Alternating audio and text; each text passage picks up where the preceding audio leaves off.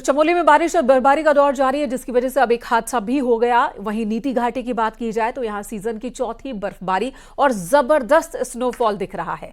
यहां 1 से 1.5 फीट तक बर्फ जम चुकी है और इस वक्त मौसम में यानी कि फरवरी के आखिर में बर्फबारी बहुत कम देखने को मिलती है, लेकिन इस बार ऊपरी इलाकों में 2 से 2.5 फीट तक बर्फ जमी है। बर्फबारी के बाद कड़ाके की ठंड से लोग परेशान हैं। जनजीवन पूरी तरह से अस्त व्यस्त हो गया है।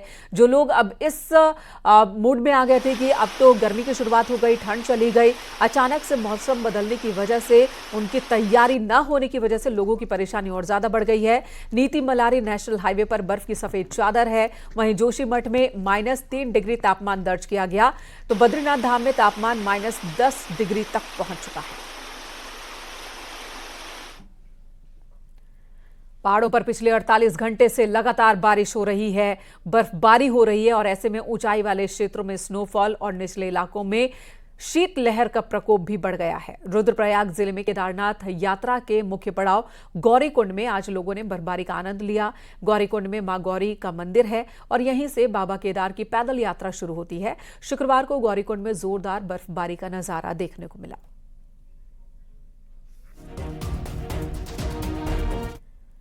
इधर उत्तरकाशी में 24 घंटे से बारिश और बर्फबारी जारी है। जानकी चट्टी, खरसाली, मुखबा, हर्षिल, गंगोत्री, यमुनोत्री में लगातार स्नोफॉल हो रहा है।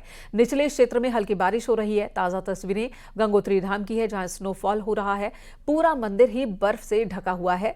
गंगोत्री यमुनोत्री धाम में भारी स्नोफॉल, जिसके बाद ये खूबसूरत तस्वीरें देखने को मिल रही है। दोनों धाम में बर्फ की मोटी चादर हर तरफ बिछ गई है। गंगोत्री धाम में 4 फीट से ज्यादा बर्फ गिरी है।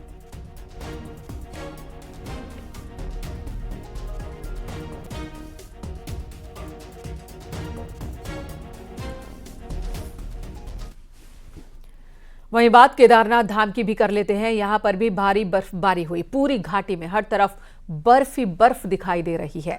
स्नोफॉल के बीच 4 धाम यात्रा से जुड़े काम भी शुरू कर दिए गए हैं।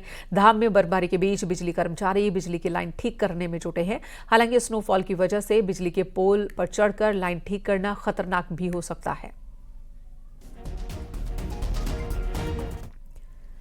पिथौरागढ़ में बीते रोज से मौसम का मिजाज पूरी तरह से बदला हुआ है। आलम यह है कि ऊंचाई वाले इलाकों में बर्फ ही बर्फ दिखाई दे रही है। मुनस्यारी, कालामुनी के साथ ही व्यास और दारमा घाटी में जमकर स्नोफॉल हुआ। स्नोफॉल के कारण इन इलाकों को जोड़ने वाली सड़कें बंद हो चुकी है। ऊंचे इलाकों में बर्फबारी हो रही है तो निचले इलाकों में बारिश हो रही है। मौसम के इस बदलते मिजाज का सैलानी तो जमकर मजा उठा रहे हैं, लेकिन जो स्थानीय लोग हैं उनकी परेशानी बढ़ गई है।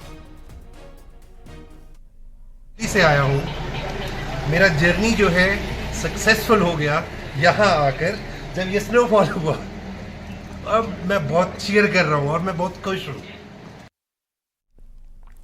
अल्मोड़ा जिले में पिछले 24 घंटे से बारिश जारी है। बारिश होने से जहां किसानों के चेहरे खिले हुए हैं, वहीं जंगलों की आग भी बुझ गई। बारिश होने से पेयजल संकट भी कम होगा, ऐसी लोगों की उम्मीद है। बारिश ना होने से फसल सूखने लगी थी और ऐसे में ये बारिश फसलों के लिए संजीवनी की तरह है। उधर ऋषिकेश की बात की जाए, यहां पर भी बारिश हो रही है, जिसके बाद यहां पर तापमान में गिरावट दर्ज की गई है।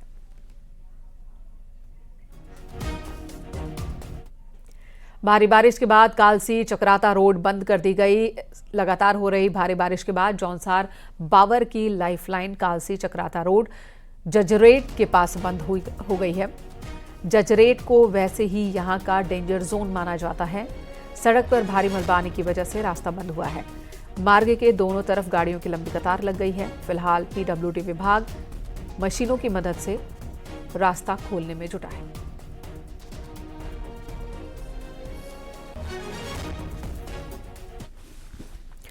रुद्रप्रयाग जिले में भी तेज बारिश के बाद हुए लैंडस्लाइड से केदारनाथ हाईवे कुंड और काकड़ा गाड़ के बीच बंद हो गया। प्रशासन की टीम हाईवे को खोलने में जुटी है, लेकिन बारिश कम नहीं हो रही। बारिश की वजह से काम में बाधा हो रहा है। कई जगहों पर बारिश की वजह से पहाड़ी से बोल्डर गिर रहे हैं।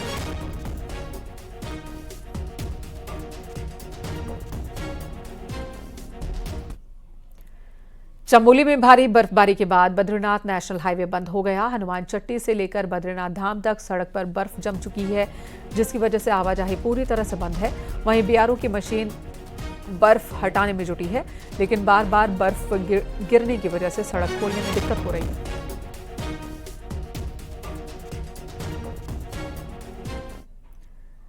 बागेश्वर में भी मौसम का मिजाज बदला है। ऊंचाई वाले इलाकों में बर्फबारी शुरू हो गई है, जबकि निचले इलाकों में लगातार तेज बारिश हो रही है। कपकोट के पिंडर घाटी के गांव में सुबह से ही बर्फ गिर रही है, जिससे तापमान में गिरावट दर्ज की गई है। वहीं मौसम विभाग के ऑरेंज अलर्ट को देखते हुए प्रशासन ने लोगों से अलर्ट रहने की अपील की। साथ ही जिले में कक्षा 1 से 8 तक के सभी स्कूलों को बंद रखा गया है।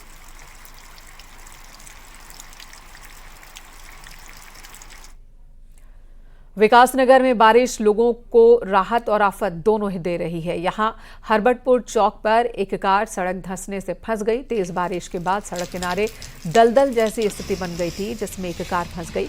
वहीं दूसरी तरफ बारिश किसानों के लिए राहत लेकर आई है, क्योंकि बारिश नहीं होने की वजह से फसलों को नुकसान हो रहा था।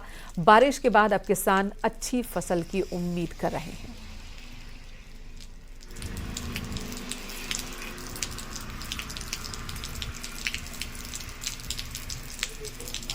लेकिन अचानक बदले मौसम की वजह से स्थानीय लोगों को परेशानी भी हो रही है। बर्फबारी और बारिश की वजह से जिन लोगों ने तैयारी नहीं की थी मौसम के बदलाव को लेकर, वो परेशान हैं। साथ ही इस मौसम में बड़ी संख्या में लोग बीमार भी हो रहे हैं।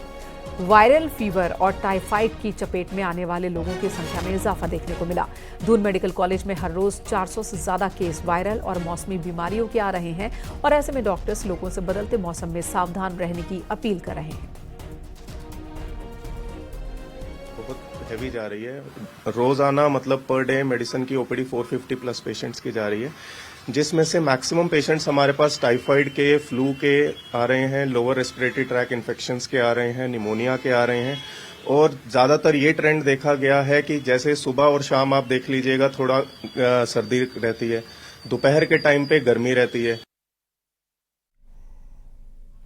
उत्तराखंड में आज के लिए भी भारी बारिश का अलर्ट जारी है। एनडीएमए यानी कि नेशनल डिजास्टर मैनेजमेंट अथॉरिटी ने तेज बारिश का अलर्ट जारी किया।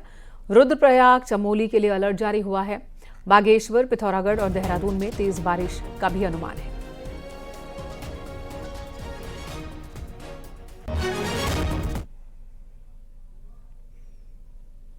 गंगोत्री नेशनल पार्क दुनिया का सबसे खूबसूरत पार्क, जहां दुर्लभ जीव और प्रजाति पाई जाती है। इसकी सुरक्षा के लिए कड़ाके की ठंड के बीच भी गंगोत्री में वनकर्मी मौजूद रहते हैं। इसी पर दिखाते हैं आपको ये रिपोर्ट कि कितनी कठिन परिस्थितियों में भी ये अपनी जिम्मेदारी निभाते हैं।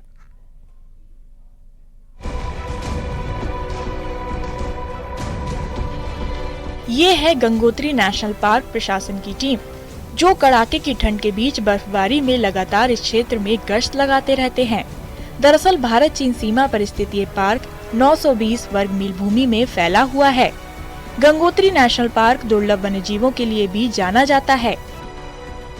हिम तेंदुआ के अलावा तिब्बती भेड़िया, अर्गली भेड़, तिब्बती खरगोश, भूरा भालू, लाल लोमड़ी, कस्तूरी मृग सहित दर्जनों दुर्लभ जीव यहाँ देखे जाते हैं। पिछले कुछ सालों में यहाँ हिम तेंदुए की संख्या में काफी बढ़ोतरी हुई है। दुर्लभ जीव और प्रजाति के लिए ये क्षेत्र जाना जाता है, इसलिए इस क्षेत्र में वन विभाग की पैनी नजर रहती है।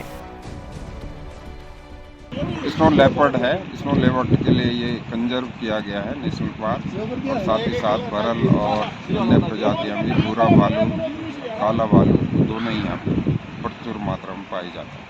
शीतकाल में जो गंगोत्री नेशनल पार्क के जो कर्मचारी होते हैं वो पूरी तरह से कड़ाके की ठंड के बीच में जो पार्क है उसकी रखवाली करते हैं।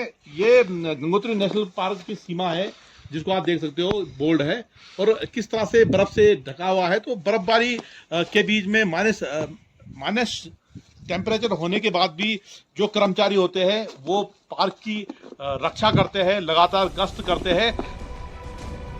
यूँ तो साल भर पार्क प्रशासन यहाँ मौजूद रहता है, लेकिन शीतकाल में कड़ाके की ठंड के बीच सीमित साधन के बीच यहाँ वनकर्मी इसकी देखरेख में गश्त करते रहते हैं और गंगोत्री क्षेत्र में डटे रहते हैं।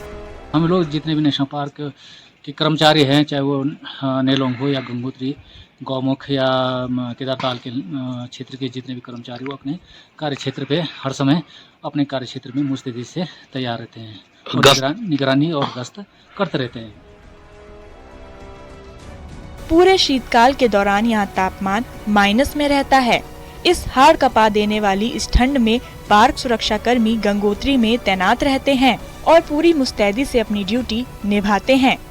न्यूज़ 18 के लिए उत्तरकाशी से बलबीर परमार की रिपोर्ट।